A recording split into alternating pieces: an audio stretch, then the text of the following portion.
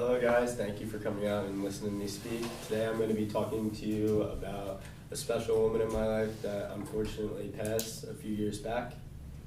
And she was just the most kindest and selfless person you guys could think of.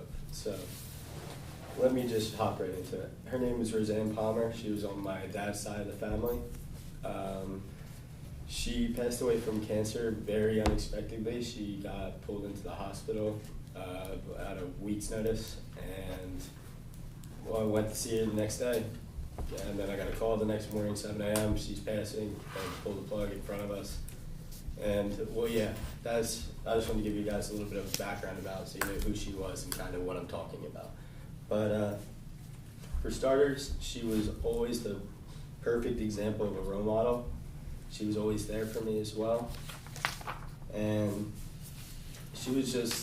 she took the role in my family of bringing everyone together. Because my parents got divorced.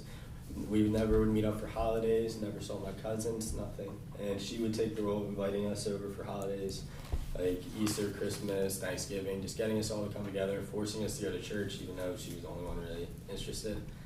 But, you know, you put on that smile and you go there just to make her happy. So my first point I'm going to be talking to you guys about, well, some people look up to superheroes when they're kids, some people look up to celebrities. I always, and I noticed this more once she passed, but I always looked up to my grandma just because of the way she treated people, and not even the big things she would do, it would be the little things. Like, it's in the middle of the night, she holds your pillow out the window to cool it off, to give you a cool pillow so you can fall back asleep. Makes you like cereal midnight, just somehow gets up because you're hungry. Like, she did a lot for me, and like I didn't realize how special she was until after she passed. But looking back on it, if you guys have somebody in your life like that, keep them close to you. You never know when that can stop. Secondly, I'm going to go into detail about how she was always there for me. For example, if I ever were to get in a fight with my parents or an argument, like one key example, I got in a big argument with my parents. I was completely in the wrong. I just didn't want to go to school, like at all. So like I just didn't get up. So I kind of was in a screaming match back and forth with my parents. I called my grandma. She lashed out at both of them, picked me up, drove me to her work at the mall, and yeah, got me Chinese food, and I played computer games the rest of the day. Stayed with her for 3 days. And whatever it was, even if it's something like that, like she always had my side. Even would tell me I was her favorite grandkid. I'm pretty sure that's still true. But yeah, so like another example would be, she was the type of person she was that you really get an understanding, because you guys have never like met her, obviously. You really get an understanding. She's the type of person to feed everyone else around her, starve for a few hours, and then once everyone else is happy and satisfied, then she'll worry about herself.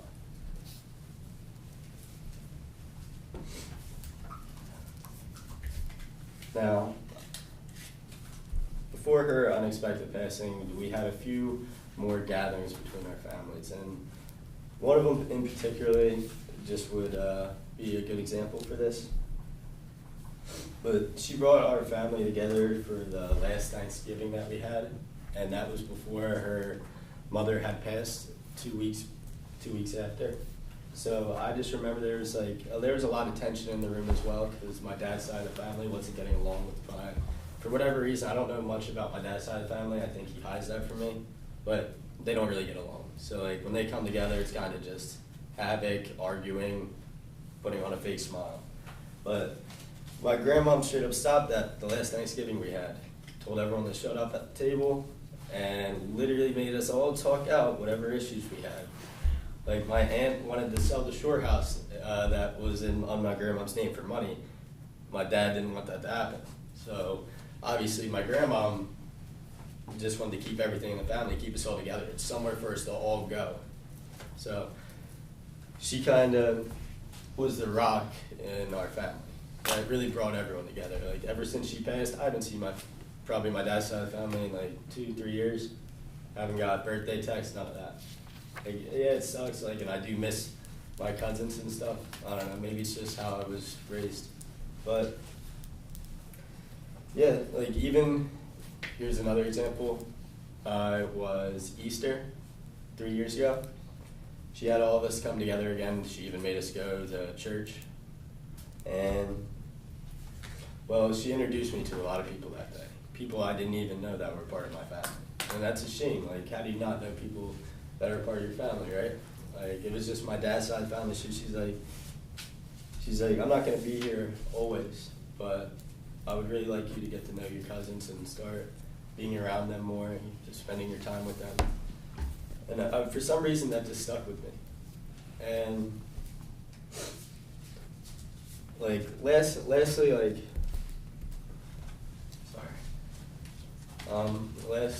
I'd like to close my speech by saying one of her famous quotes.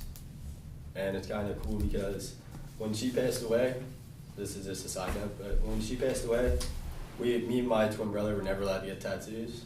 And and when her hospital bed, she was fine the day before she passed out of nowhere. She was fine. She's like, when I get out of here, we're taking you and Carrie to get your tattoos. My twin brother's name's Carrie, by the way. So, yeah, so she passed away that next morning at like 7:58. They just told us like she wasn't gonna make it. So as soon as that, like a week or so went by, I already had plans of what I wanted, and I can show you guys real quick. It says, when the body has nothing more to give, the spirit still fights. It's a quote that me and her kind of came up with, just like talking, she made me think of it. And then her name was Roseanne, there's a rose, and then a rosary ring that she wore on her finger every night before she passed. And yeah, well, that's like a kind of cool story. I mean, thank you all for coming out and listening to me speak. I'm sorry that I'm a little trembly, like talking about it, but thank you very much.